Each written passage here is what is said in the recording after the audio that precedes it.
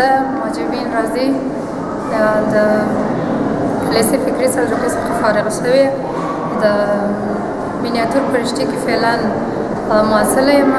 خپله مینیاتور یو ډېره دلچسپه رشته ده.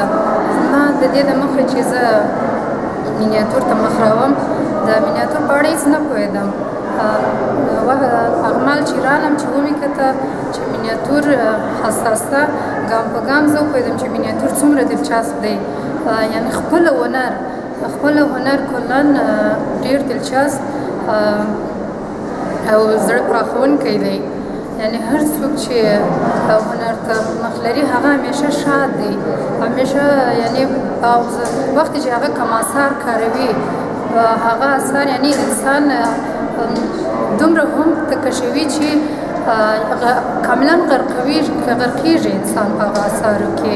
دغه دی چې انسان همیشه شاد پاتېږي یا هم خپل د ټولنې هغه غم یا دغه چې دی هغه چې په تصویر کش کې هغه یو نوع دغه دی انسان ته افتخار دی د انسان ته چې نور خلک وویني او هغه تشویق کړي. خپل هنر یو داسې بخش دی چې هغه ته مخ راوړل یعنې انسان پورته ځایو ته رسوي. ولې متاسفانه زموږ په افغانستان کې هنر ته ډېره توجه نه کېږي، یعنې ډېر تشویق کوونکي موږ نه لرو، حمایت کوونکي نه لرو. موږ خپل د مشرانو څخه دغه هیله ده چې هنر تشویق کړي، هنرمندانو ته ډېرتره توجه ولري. هنر واقعا یو ډېر د قدر رشته ده. ډېرتره ځایونه چې یاد کړي چې موږ هنر وایو ورته مسخره معلومېږي. یعنې مثلا وایي چې دی دا به د یو رسم و خط معلومه شي په یو مکتب کې، ولې نه؟ هنر ډېر معناوې لري، هنر ډېر پراخ کوونکی دی، هنر ډېر دغه دی.